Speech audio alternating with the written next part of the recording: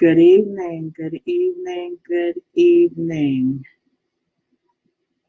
Thank you for joining me for the initial live broadcast for Pathways to Purpose.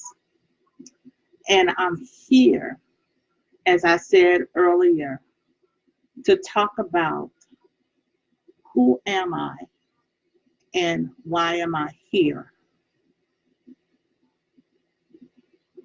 And one of the first things that I want to talk about is the format pretty much for this live broadcast. How you doing, Sharika? Thank you for joining me. And one of the things is that tonight it'll just be me. But from time to time, we will have different guests that will be in with me to discuss the different things about the pathway that takes you on your journey to purpose, your journey to destiny. For those of you that have my book, I thank you for having purchased it. I thank you for reading it and being able to chime in. But I want to talk some things that are coming directly from the book, and there are other things that will help as far as taking you on this journey. And I want to start tonight by talking about purpose and exactly what purpose is. And I know that those of you that have been with me for a while, that have known me for a while, you know that I talk about purpose. I talk about destiny a lot. I talk about giftings and anointings, and I talk about where your place is in this earth. Because one of the things is that I believe that God created everyone for a purpose. I believe that each one of us has an assignment in this earth, and that we have to discover what that is. Hello, Linda Turner. Ladies, can you tell me, is the volume okay? Because I'm doing this from my camera and I don't have my headset on with my camera, with my microphone, because it was not working with this today for whatever reason. I guess it's called Murphy's Law.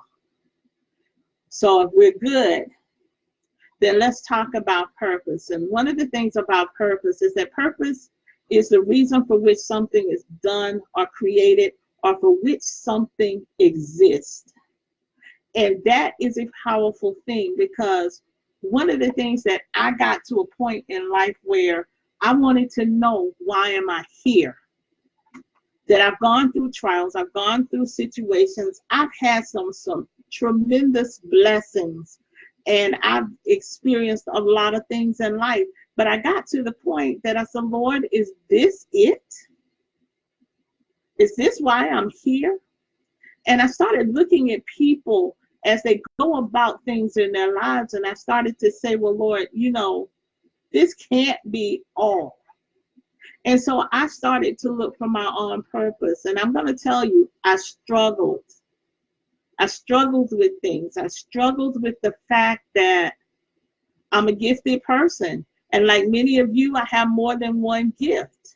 And so then the focus became the gifts, and not the gifts as a tool, but the gifts as being the catch-all about why I'm here. And that just was not it.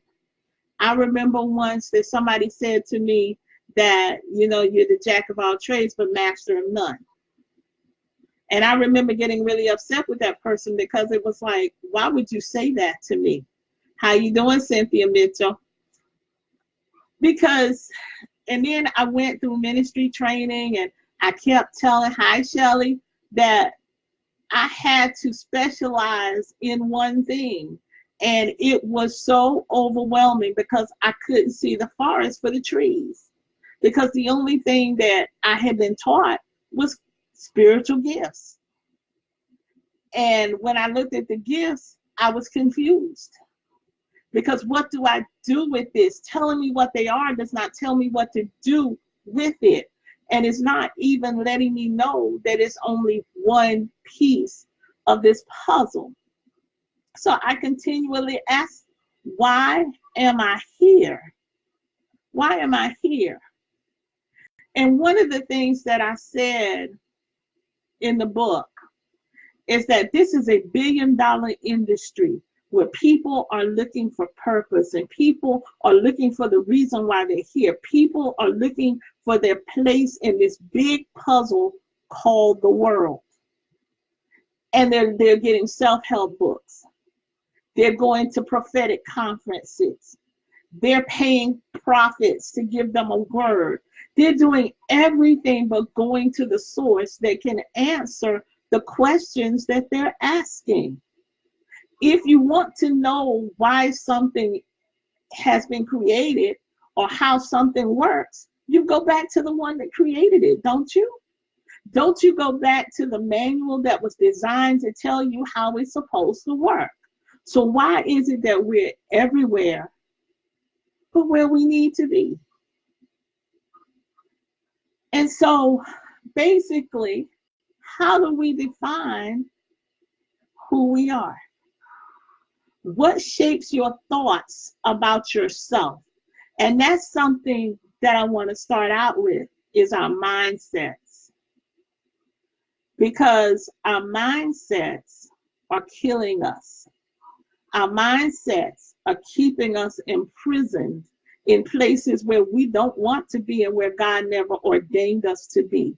Our mindsets are keeping us broken. Our mindsets are keeping us poor. Our mindsets are keeping us sick. And the further I go on this journey, the more I begin to understand that out of all the things that I may know about God and the Word, there's so much more that I don't know. And that we can't get in a rut on the past move of God, because the Spirit of God is flowing, and it has flown from that place to the next place. And we're still stuck there trying to figure out, okay, what's going on next? Hi, Audrey. So that's something I want to talk about, because one of the first things that God took me to, and I have been stuck on this scripture now for years. And when I say years, I mean years. Even back at the time when I was still at Mount Hill years, when God took me to the 12th chapter of Romans. And one of the first things he said, do not be conformed to the pattern of this world, but be transformed by the renewing of your mind. And he has had me stuck there. And from the time that he started with me there, I have had to change the way I think about a lot of things, about faith, about desire, about creativity, about imagination, about just making decisions. Because something that you have to do is make a decision. And I had to make a decision that I was going to follow this path no matter where it was going to lead me. Renewing our minds. Now, I had the privilege a few days ago of being interviewed by Lotus Riche of Lotus Riche Ignites. And we started talking about some things. We started talking about mindsets. We started talking about creativity. And we started talking about things of God that we now see differently. And some of the things that I say in this book, I think that some people think are really far out there, and that's fine. But you know what? God is really far out there. It is us that try to contain him in a box. And one of the things that I will say is that if you're going on this journey, let God out of the box. Let your mind out of the box. Let your mind be able to free itself and flow wherever God takes you. And I say this in all sincerity. I have a friend that wrote a book, and one of the characters in her book was a man, and he had a control issue. And one day he found himself in a room.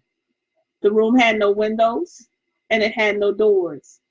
And all he could do was sit there and try to figure out where he was.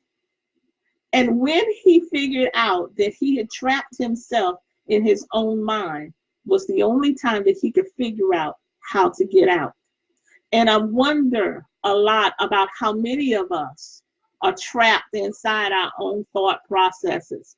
How many of us are trapped inside our own belief systems? Because even though we believe it strongly, doesn't make it be God. Even though we want it wholeheartedly, doesn't mean it's good for us. And one of the things that we have got to do is to learn how to follow who God is and not who we think he is. How you doing, Darren? Give Mother Holmes a kiss for me. So I want to talk a little bit about that. One of the things that I went to was the fact that you are what you think. It tells us that in Proverbs 23:7.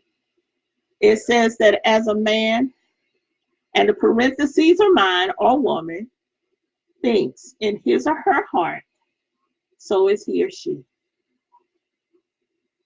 That whatever you think you are, that's what you are.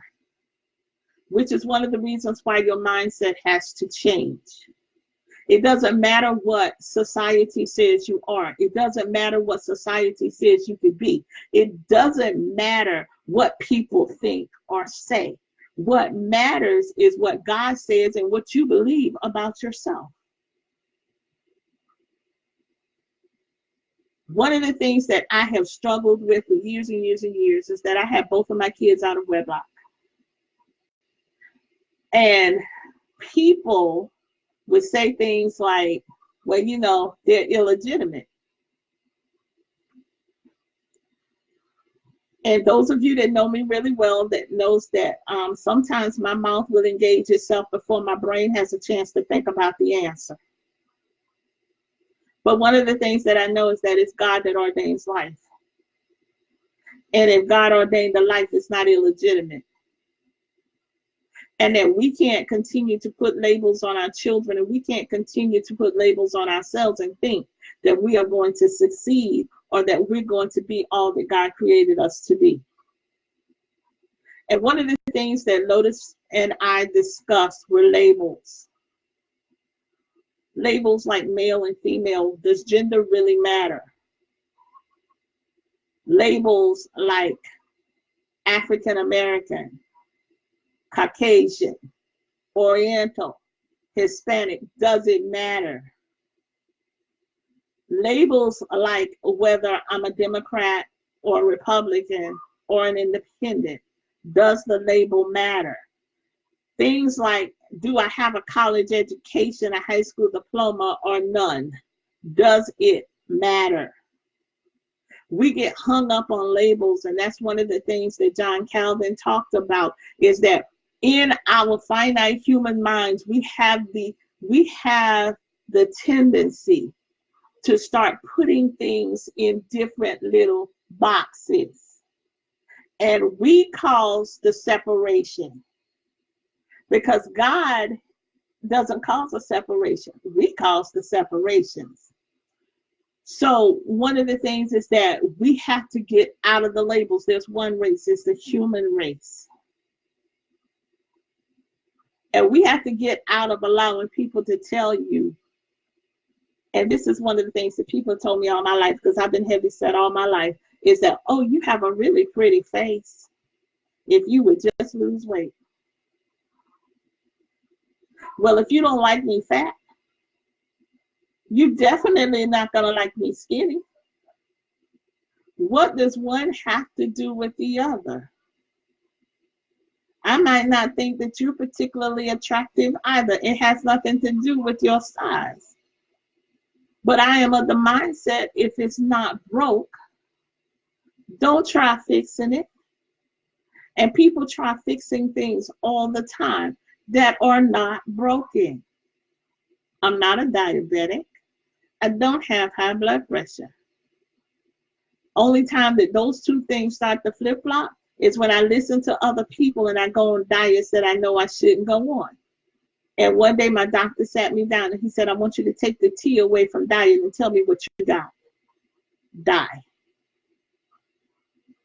It's not about making drastic changes according to societal norms. It's about finding a balance in your life. And as we go through our Pathways to Purpose, we're going to talk about boundaries. We're going to talk about faith. We're going to talk a lot about mindsets. We're going to talk about desires, imagination, creativity. We're going to talk about our giftings and our personalities. We're going to talk about our uniqueness in God. Because I serve a God that made me so unique that he had to number the hairs on my head because I don't have the same number as you. I serve a God that gave me different fingerprints, footprints, lip prints, and ear prints than yours because he made me unique. And there is no other me but me. And if I spend my time on this earth trying to look like and act like and be like you, then I have missed the mark because I have robbed the earth of me. One of the things that I said in the book, and I will stand by wholeheartedly because this came right from the kingdom of God, is that when God saw a problem in the earth, he reached inside of himself and pulled out the answer. And he placed that answer in a woman's womb. And it was birthed into the earth, and it was you. So the question becomes, why am I here? What is it that God has put me here to answer? Who is it that God has put me here to help? What is it that I am supposed to do that is supposed to make this world a better place? Pure and simple. But we have to come to that realization. And I want to say, if you've got questions, please go ahead and type them in and let me know. How you doing, Lotus? I know you're going to pop in with something. My question is, though, are you living up to the potential that God planted in you? Or are you living the reality that someone else says is yours? And that is a question that each of us needs to answer. Are you living up to the potential that God planted in you? Or are you living the reality that someone else says is yours? Because if you're living someone else's reality of you, you're missing it. And I know that you are not happy or content. Now, you may have settled, but that's a whole nother thing. Settling is totally another thing. So, where does this take us? This takes us down a very, very long road. And I'm going to tell you, this does not happen overnight. And that was something that I had to get over as well. Because I'm one of those people that I really like it to happen right then and there while I'm thinking about it, because my mind goes in so many different directions at one time. But I had to learn to be patient, and I had to learn to wait. Lotus says, I think sometimes people accept living up to what other people want them to be just so they can fit in and be accepted. And that's true. People do want to be accepted. That is one of the things that we do, because it is difficult to be different. It's difficult to be unique. And if you don't believe me, walk into a very settled church on Sunday morning during the communion service, dressed in psychedelic colors with different color hair, and see the looks that you get. Even though that may be you, that may be your style, but you are expected to come looking a certain way and adhering to a certain decorum during that service, because it is considered to be sacred. I'm not saying there's anything wrong with that, but at some point we have to allow people to be people. And that's something that we have a tendency not to do. The other thing about this is that when you start talking about your mindset, you're also talking about the words that's coming out of your mouth. Because what are you saying about you? How do you react when someone comes up and says, with that outfit, that's a really nice outfit you have on? Do you simply say thank you? Or do you start trying to explain, oh, this old thing, I got this from Cato's, and it didn't cost. Nobody asked you that. You were just complimented on being you. And we have to get over some of this self-doubt. And one of the things that we're going to deal with is self-confidence. And at some point, we're going to deal with the formula of self-confidence. Because one of the things that I know that maybe you don't know, the same people that made the clothes in Macy's made the clothes in Cato. They just put a different label on them. And because Macy's has a more established name, they can charge you a higher price than what Cato's is going to charge you. Or if a designer put their name on it, it's going to be more expensive. You don't have to explain yourself. You just have to be yourself. Lotus says that many people don't know how to accept compliments because oftentimes we are not taught to accept them. We are only taught to give them. But when we move to a higher level of being, we learn how to accept compliments and be grateful for them. And that is true. One of the things that, and that's an attitude of gratitude. And gratitude is really difficult if you don't believe in yourself. One of the things that I can tell you that we don't actually associate with low self-esteem is the fact that we don't trust people. And we don't trust what people are saying to us. We certainly don't trust when people compliment us, because our first thought is, what do they want? Why are they complimenting me? And what's going through our heads that's going right back to mindset is the fact that we are rehearsing everything that we think is wrong with us. When I was 14 years old, I used to sit in my room and cry for hours on end because I would rehearse everything that somebody told me was wrong with me. I remember that I got bullied because I was light-skinned and my hair was long. I got bullied because I was heavier than most of the other kids. I got bullied because of the family that I lived in. And then when I got home, we had the fat jokes. We had the fact that my feet were flat and my feet were big. My butt was big and it's still big. There's nothing I can do about that. Some people are trying to get the same butt that God gave me. So why am I worried about it? But all that stuff was being rehearsed in my mind. Never mind that I was an honor student. Never mind that I had gifts and talents that most people didn't have. Never mind all of that. The only thing that I heard day in and day out were insults and criticisms. And so at 14 years old, I stood at my mother's sink and I tried to cut my wrist. Thank God there was a purpose for my life because the knife wouldn't cut. The first miracle that I ever experienced, the knife would not cut.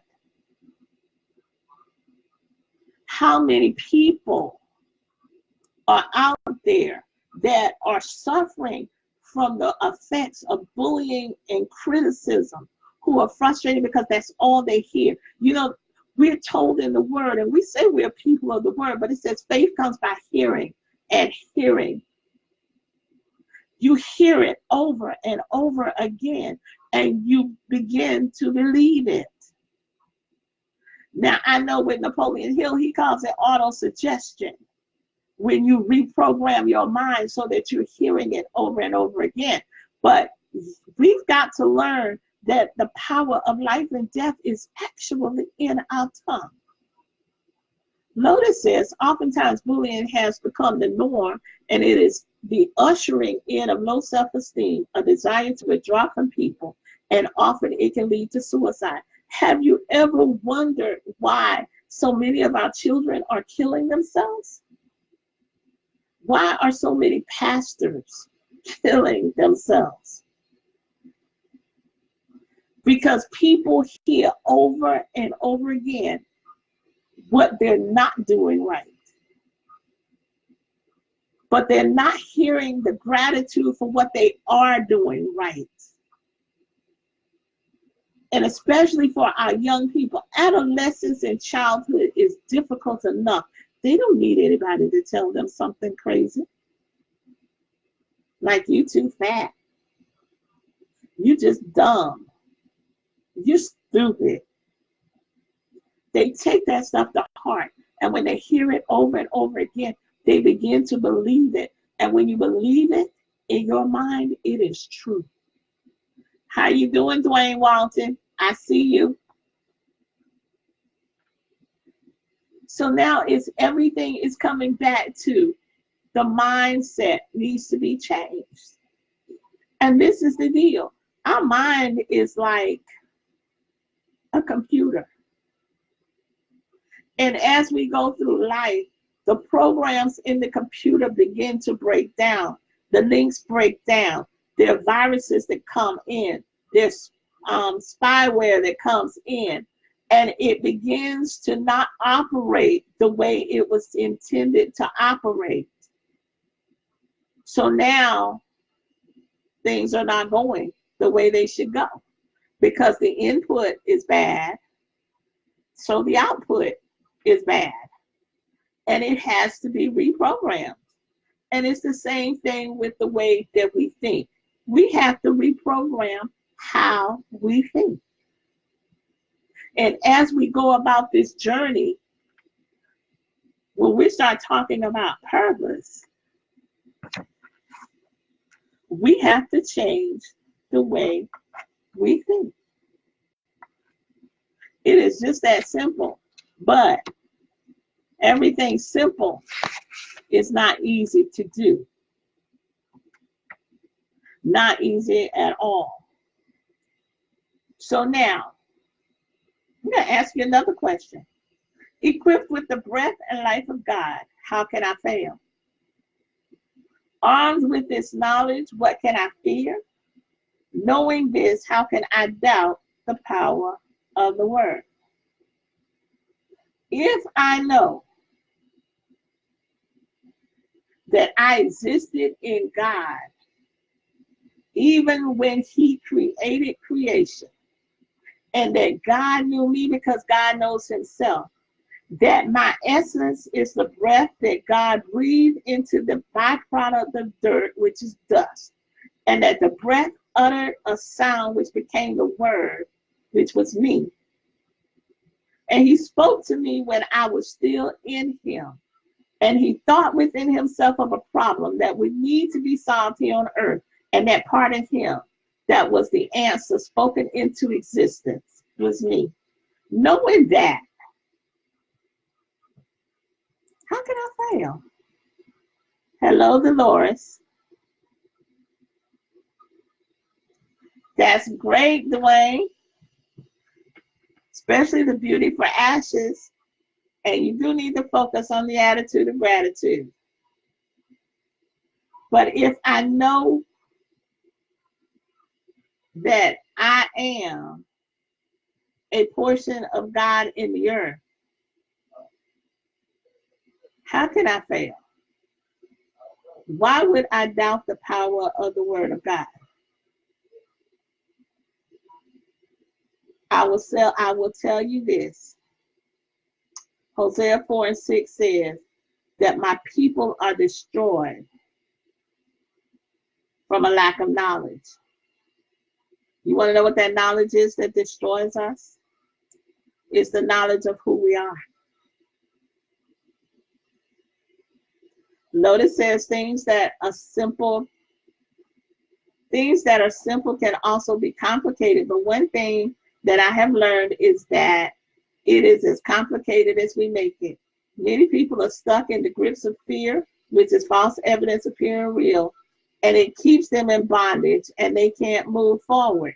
And unfortunately, they can't go back to the past because the past is the past and the forward movement awaits them, but they are perplexed and paralyzed by fear.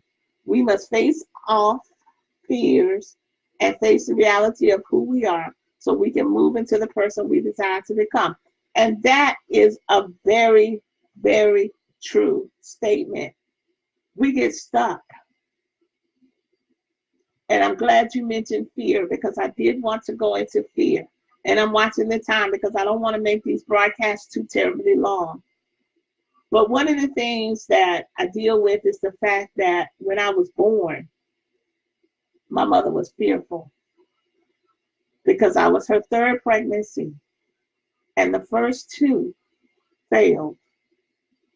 And she was afraid. So when I was born, and I truly believe this because I see this in my children, that whatever my mindset, my emotions, my attitude was when I was pregnant has a lot to do with how my children came out.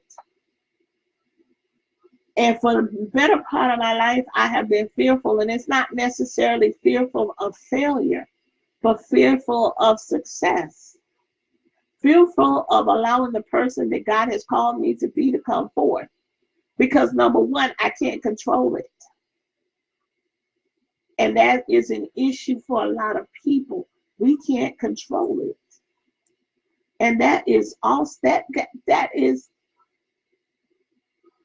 something that we have to deal with because it's not about us. It's about what God put us here to do. It's not for us to control. It's for us to walk with him.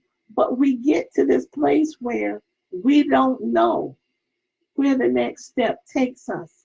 And because we can't see it with these eyes, we have a tendency to stay stuck where we are. And we can't do that. Or we have a tendency to turn around. Well, let me tell you what happens when you turn around. Remember Lot's wife? They were moving forward to safety. They were moving forward in the will of God. And the one thing God said is, don't look back. And she stopped. And she turned around and looked back. And she never moved from that place because she turned into a pillar of salt. Now, let me tell you the revelation of the pillar of salt. What happened was that all the water in her body, which represents the presence of God, left her. When God withdrew, she became salt that blew away in the wind like dust. The significance of that is that she died. And many of us are sitting in this place of fear, and we're dead men walking because the presence of God has moved on, and we're still sitting here cowering, doing the old things, the prescribed things that religion has taught us that are supposed to be worshiped, that are supposed to be praised, but is as dead as we are. Because the true definition of death is separation from God. It is not the cessation of life. It is the separation from God because our lives don't cease. Our lives just go to another plane. The only thing that ceases is this container that contains us. This container that we spend so much time, money, and effort into perfecting.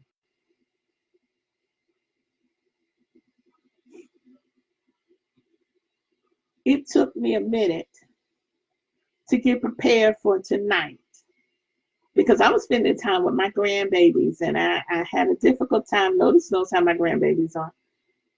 They were at the play place over at Chick-fil-A. They were having a good time going up and down the slide board, and they did not want to leave. Well, once we got them into my daughter's car and we could leave, and I came home, I just had a few minutes, and I started to come on just as I was. But the Lord spoke to me, and he said, they're not ready for that yet. Walton knows, Lotus knows, I'll come on any kind of way. I don't care. Because my container is not what's important.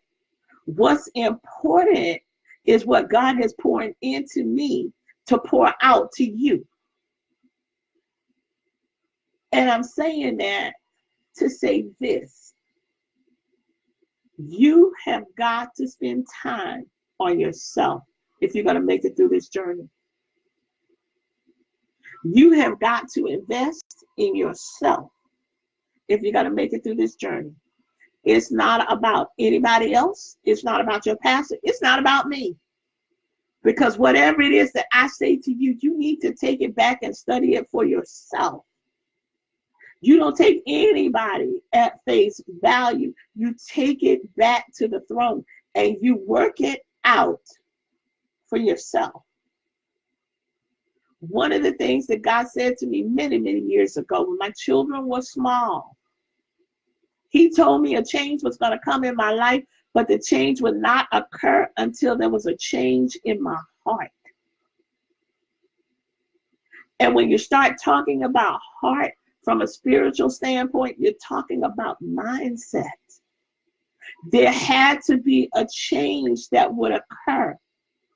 Because at that point in my life, I was so indoctrinated into falsehood, into spiritual ignorance, with all the anointing that was on my life and with all the knowledge that I had, I still didn't know the piece of knowledge that I needed. And that was, who am I? I'm trying to read Lotus's comment, but the first word, it says, it is our hopes and dreams that lay dead in the grave for the cause of fear. It's our hopes, it's our dreams, it's our purpose, and our destiny. I say this all the time, and I hear it all the time spoken from the pulpit, that many answers that this world needs is rotting in a grave. What is it that God called you to answer? Because if you don't answer it, it's going to die with you. Is the world in the shape that it's in because too many people have died without fulfilling their destinies? God didn't put us here for the next Michael Kors purse. God didn't put us here for the 5-bedroom house. God did not put us here to drive the and I'm looking at the car, the Bentleys.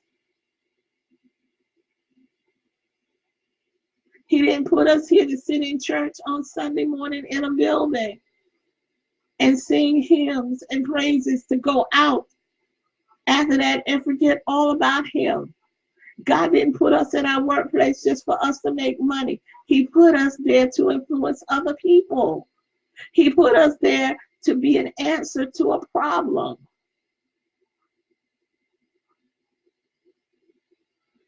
But we have to change the way we think in order to do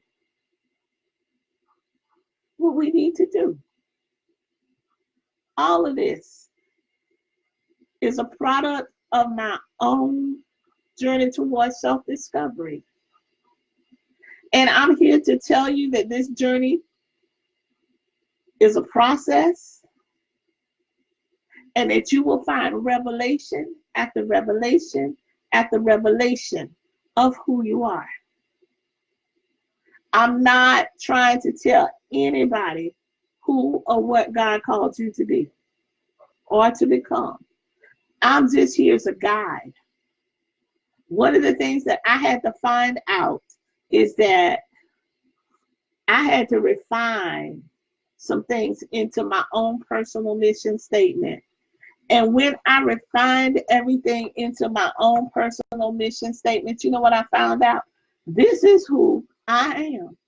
And sometimes people look at me strangely when I say it, but this is who I am. I'm a voice in the darkness. That's why my ministry is called The Lighthouse. And God has shown me that I am the lighthouse, the beacon of light for those people who are in a dark world, to bring them in. I'm a vehicle of deliverance, that God can use me to deliver people from those things that have them bound in the darkness.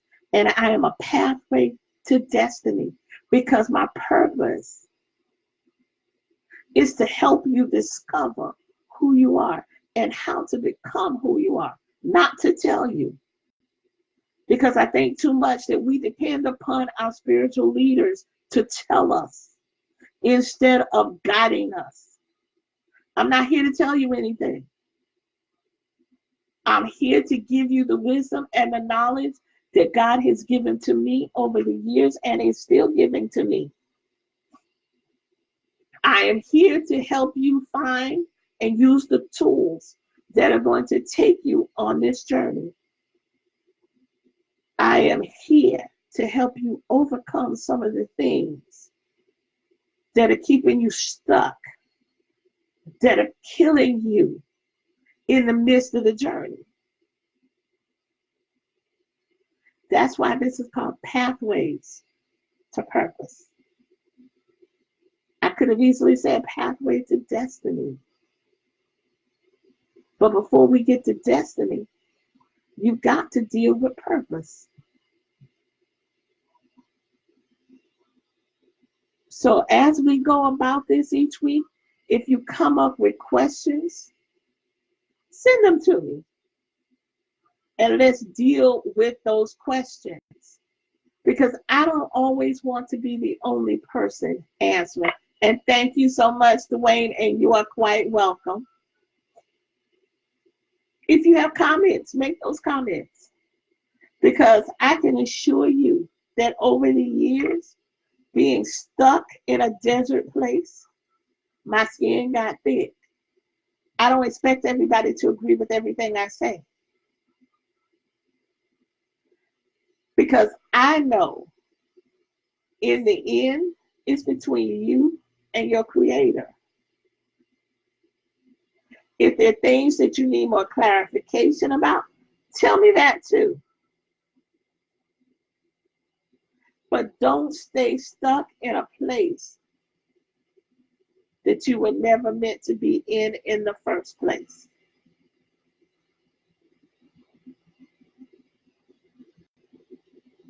Come back every Wednesday at 5:30.